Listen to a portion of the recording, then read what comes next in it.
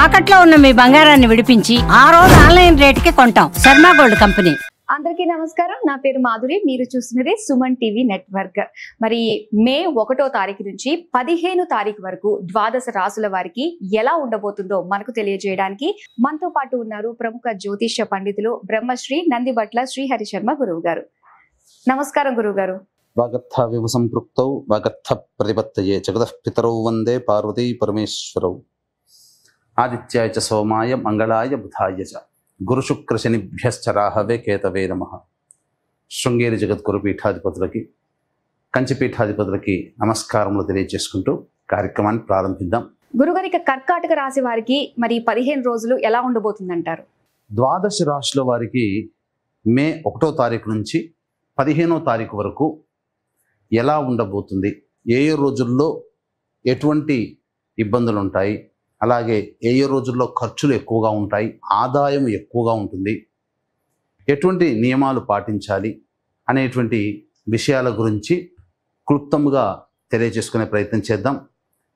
ఇక విషయంలోకి వెళ్ళినట్లయితే 1వ తారీఖు నుంచి 15వ తారీఖు వరకు మేషంలో రవి, 7వ తారీఖు నుంచి బుధుడు ప్రవేశిస్తాడు, వృషభంలో గురువు, ఇక కర్కాటకంలో కుజుడు, కన్యలో కేతువు, మరియు వ్యయంలో అనగా మీనరాశిలో శుక్రుడు, శని, రాహువు, బుధుడు 6వ తారీఖు వరకు ఉంటాడు. 7వ తారీఖు నుంచి మేషరాశిలోకి ప్రవేశించేస్తాడు. వెరసి చూసుకున్నట్లయితే ఈ 15వ తారీఖు వరకు ఒక డెడ్ లైన్గా చెప్పవచ్చు. ఎందుకంటే 14వ తారీఖు నుంచి గురువు వృషభం నుంచి మిథునంలోకి ప్రవేశించేయడం, అలాగే 16వ తారీఖు కొన్ని పంచాంగాల్లో, 18వ తారీఖు కొన్ని పంచాంగాల్లో రాహువు కుంభరాశిలోకి, కేతువు సింహరాశిలోకి ప్రవేశం చేస్తున్నాడు. కాబట్టి భవిష్యత్తులో గుర్తుపెట్టుకోండి, 12 రాశుల్లో సంబంధించినటువంటి వాళ్ళు భవిష్యత్తులో జరగబోయేటువంటి మార్పులకి ఈ మే 1వ తారీఖు నుంచి శ్రీకారం చుట్టబోతున్నాయి గ్రహాలు స్థితిగతుల ప్రభావం వలన. కాబట్టి ఈ మే సంవత్సరం అనగా ఈ సంవత్సరం 2025 సంవత్సరం మే నుంచి చాలా మటుకు అందరి జీవితాల్లో మార్పులు చేర్పులు చోటు చేసుకుంటాయి. ద్వాదశ రాశులలో భాగంగా మే 1వ తారీఖు నుంచి 15వ తారీఖు వరకు కర్కాటక రాశుల్లో జన్మించినటువంటి వారికి ఏ విధంగా ఉండబోతుందో తెలుసుకుందాం. ప్రధానంగా గ్రహ సంచారం చూసుకున్నట్లయితే చాలా అనుకూలంగా ఉన్నటువంటి సమయం. గత కొన్ని నెలలుగా ఇబ్బందులు పడుతున్నటువంటి ఈ కర్కాటక రాశి వారికి ఈ ఏప్రిల్ మాసం నుంచి గ్రహాల యొక్క సంచారము అనుకూలంగా ఉన్నటువంటి కారణం చేత అనుకున్నటువంటి పనులన్నీ కూడాను త్వరగా పూర్తి అవుతూ ఉండడము, అన్ని విధాలుగా యోగదాయకంగా ఉండేటువంటి పరిస్థితి.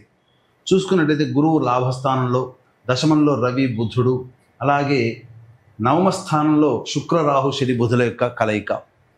విశేషించి విదేశీ విద్యకు, విదేశీయానానికి సంబంధించే ప్రయత్నాలన్నీ కూడా కొలిక్కి వస్తాయి. ముఖ్యంగా నిరుద్యోగస్తులకి ఉద్యోగం లభించే అవకాశాలు ఎక్కువగా ఉన్నాయని చెప్పవచ్చు.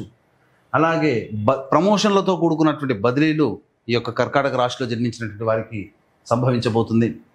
అన్ని వ్యాపార రంగంలో ఉన్నటువంటి వాళ్ళు అన్ని విధాలుగా యోగదాయకంగా ఉండబోతుంది. ఈ వ్యాపారము ఆ వ్యాపారం అని కాదు, అన్ని రకాల వ్యాపారస్తులు చక్కగా కుల వృత్తుల్లో ఉన్నటువంటి వాళ్ళు చక్కగా రాణిస్తారని చెప్పవచ్చు. ఉద్యోగ భద్రత పెరుగుతుంది. ఉద్యోగంలో ఉన్నటువంటి వాళ్ళకి చక్కగా ప్రమోషన్లు వచ్చేటువంటి అవకాశం కూడా ఉంటుంది, ఇంక్రిమెంట్లు కూడా వస్తాయని చెప్పవచ్చు. ఏతావాత చెప్పొచ్చేది ఏమిటంటే ఈ యొక్క కర్కాటక రాశి వారికి ఈ మే 1వ తారీఖు నుంచి 15వ తారీఖు వరకు చక్కటి సువర్ణ కాలముగా చెప్పవచ్చు. అయితే ఇక్కడ ప్రధానంగా చూసుకున్నట్లయితే 16వ తారీఖు నుంచి చాలా మటుకు గ్రహాలు, అంటే గురువు మారబోతున్నాడు 14వ తారీఖు, అలాగే 18వ తారీఖు రాహుకేతులు మారబోతున్నారు. ఈ 18వ తారీఖు అనగా 16వ తారీఖు నుంచి కొంత మార్పులు చేర్పులు చోటు చేసుకోబోతున్నాయి.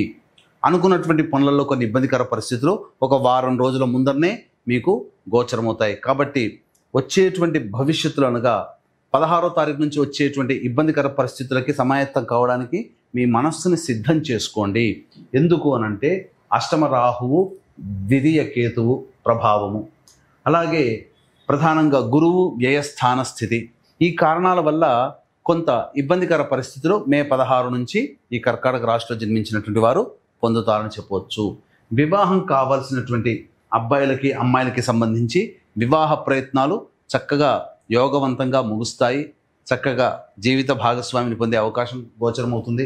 అలాగే సంతానం కోసం ఎదురు చూసేటువంటి వ్యక్తులకి తప్పకుండా సంతాన సాఫల్యత అనేటువంటిది కలిగి తీరుతుంది. మీరు అనుకున్నటువంటి విషయాల్లో ఈ మే 1వ తారీఖు నుంచి 15వ తారీఖు వరకు చాలా మంచి రోజులుగా చెప్పవచ్చు. 16వ తారీఖు నుంచి కొంత గడ్డుకాల పరిస్థితులు ఎదుర్కోక తప్పదు. ఇక వీక్షించేటువంటి ప్రేక్షకులకి ప్రధానంగా తండ్రి వైపు 6 తరాలు, తల్లి వైపు 3 తరాలలో ఏవైనా దుర్మరణాలు ఉన్నట్లయితే, పిండ ప్రదానాలు చేయలేకపోయినా, వీటన్నిటినీ పితృదోషము అని అంటారు. దీనికి సంబంధించి ఇంకా అడిషనల్గా జాతకరీత్యా మీరు ఏ ప్రయత్నాల్లో ఉన్నప్పటికీ కూడా ఆ ప్రయత్నాలు మీరు విఫలమవుతున్నా, ఆ ప్రయత్నాల్లో మీరు విజయం పొందలేకపోయినా, అలాగే ప్రధానంగా నిజాయితీగా ఎంత కష్టపడ్డ ఫలితము దక్కకపోయినా, పిల్లలకి వివాహము, దాంపత్యము, అనారోగ్యము, సంతానము, ఇవన్నీ కూడా ఇట్లాంటి సమస్యలు, కోర్టు సమస్యలు ఏవైతే ఉన్నాయి అంటే ఖచ్చితంగా ఆ వ్యక్తి జాతకంలో 5 రకాల శాప ప్రభావాలు ఉన్నట్టు లెక్క. స్త్రీ శాపము, గురు శాపము, పితృశాపము, సర్పశాపము, దైవశాపము. కాబట్టి ఇటువంటి పంచశాప నివృత్తికి సంబంధించి 12వ తారీఖు మహావైశాఖి అద్భుతమైనటువంటి రోజు, పితృదేవతల యొక్క అనుగ్రహాన్ని కలిగించేటువంటి రోజున ఈ యొక్క పంచశాప నివృత్తి పూజలు, హోమాలు అనేటువంటి చేయించడం జరుగుతుంది. అయితే ప్రస్తుతం ఉన్నటువంటి కాలంలో ప్రతి వృత్తిలో మంచి ఉంటుంది, చెడు ఉంటుంది. అందులో భాగంగానే ఇప్పుడు జన్మించినప్పుడు గండ నక్షత్ర దోషములు అనేటువంటివి ఒక 7 నక్షత్రాల వరకు ఉంటాయి. అయితే దీన్ని ఆధారంగా చేసుకొని ఇప్పుడు ఉన్న 27 నక్షత్రాలలో 19 నక్షత్రాలలో అని కొన్ని పేర్లు చెప్పడం, ఆ 19 నక్షత్రాల్లో పుడితేనే ఈ స్త్రీ శాపము, పితృశాపం లాంటివి ఉంటాయి అని చెప్పి జనాల్ని మభ్యపెట్టడం జరుగుతుంది. అంతేకాకుండా ఈ యొక్క శాప నివృత్తికి సంబంధించి చేసేటువంటి పూజాది హోమాది కార్యక్రమాలకి సమయం 3 నుంచి 4 గంటలు పడుతుంటే ఇప్పుడు కేవలం జనాల్ని మభ్యపెట్టి తూతూ మంత్రముగా గంటంబావు లోపల చేయించేసేస్తున్నారు. తద్వారా ప్రపంచంలో అంటే ఈ జనాలకి తెలియట్లేదు, ఏది మంచి ఏది చెడుని గుర్తించట్లేదు. కాబట్టి 2013 సంవత్సరం నుంచి నిజాయితీగా ఈ పంచశాప నివృత్తి కార్యక్రమాలు అనేటివి చేయించడం జరుగుతుంది. సశాస్త్రీయంగా చేయించడం జరుగుతుంది. మోసపోయే విధంగా మీరు ఉండకండి. అవకాశం ఉన్న వాళ్ళు 10వ తారీఖు లోపల ఈ కార్యక్రమంలో మీ గోత్రనామాలు నమోదు చేసుకోవచ్చు. అలానే ఈ రాశిలో జన్మించినటువంటి స్త్రీలకు ఎలా ఉండబోతుంది? ఇక గమనించుకున్నట్లయితే ఈ యొక్క కర్కాటక రాశిలో జన్మించినటువంటి మహిళలకి ఏ విధంగా ఉండబోతుంది చూసుకున్నట్లయితే, ఈ యొక్క సంబంధించినటువంటి గ్రహ సంచారం అనుకూలంగా ఉండడం, పెద్దన్న పాత్ర పోషిస్తారు. ఇంతకు ముందు కంటే కూడా గతంలో బాధ్యతలు పెరుగుతాయి. అయితే మీకు ధనరాబడి అధికంగా ఉండడం, ఈ కారణం చేత మీ పేరు ప్రఖ్యాతులు పెరగడం, ఇతరుల అసూయకి గురయ్యే అవకాశాలు గోచరమవుతున్నాయి. ముఖ్యంగా మిమ్మల్ని అప్పు అడిగేటువంటి వ్యక్తులే ఎక్కువగా ఈ కర్కాటక రాశిలో జన్మించినటువంటి మహిళలకి గోచరమవుతారు. కాబట్టి డబ్బు విషయంలో జాగ్రత్తలు పడండి. వివాహ సమస్యలు పిల్లలకి ఉన్నట్లయితే ఆ వివాహ సమస్యలు తీరుతాయి. ముఖ్యంగా సంతానము కూడా లభించి తీరుతుంది. ఏది ఏమైనప్పటికీ కూడాను ఆనందదాయకంగా ఉంటుంది. ముఖ్యంగా ఈ సంబంధించినటువంటి కర్కాటక రాశిలో జన్మించినటువంటి మహిళలకి అన్ని విధాలుగా అనుకూలంగా ఉండేటువంటి సమయంగా చెప్పవచ్చు. ఈ యొక్క కర్కాటక రాశిలో జన్మించినటువంటి వారికి 1, 2, 3 తేదీల్లో గనక గమనించుకున్నట్లయితే ఖర్చులు అధికంగా ఉంటాయి, ప్రశాంతత లోపిస్తుంది, ఒక జిగ్జాగ్ వ్యవస్థలాగా ఉంటుంది, ఏ పని చేయాలన్న ఆసక్తి అనేటువంటిది ఉండదు, పైగా అధిక ధన వ్యయం అవుతుంది. కాబట్టి ఖర్చుల శాతాన్ని తగ్గించుకునే ప్రయత్నం చేయండి. 4, 5 తారీఖుల్లో పెండింగ్లో ఉన్నటువంటి పనులను పూర్తి చేసుకుంటారు. అలాగే విందులు వినోదాల్లో కుటుంబ సభ్యులతో, స్నేహితులతో సరదాగా సమయాన్ని వెచ్చిస్తారు. ధనాదాయం చక్కగానే ఉంటుంది. ఇక 6, 7 తారీఖుల్లో కనుక చూసుకున్నట్లయితే ఖర్చులు అధికంగా ఉంటాయి, కుటుంబ సభ్యులతో వాగ్వివాదాలు చోటు చేసుకుంటాయి, మానసికమైనటువంటి ప్రశాంతత లోపించడం, తద్వారా ఏది నిర్ణయం తీసుకోలేనటువంటి పరిస్థితికి ఈ కర్కాటక రాశి వారికి 6, 7 తారీఖుల్లో ఉంటుంది. ఇక 8, 9, 10 తారీఖులు కీలకమైనటువంటి సమయం. చూసుకున్నట్లయితే ఈ 8, 9 తారీఖుల్లో మీకు ధనాదాయం చాలా చక్కగా ఉంటుంది. మీ యొక్క సమస్యల పరిష్కారం కోసం తోటి ఉద్యోగస్తులు కావచ్చు, సోదర సోదరిమణులు కావచ్చు, స్నేహితులు కావచ్చు, మీకున్నటువంటి సమస్యలకి సహాయ సహకారాలు అందించడం ద్వారా మీ సమస్యల్ని పూర్తి చేసుకుంటారు.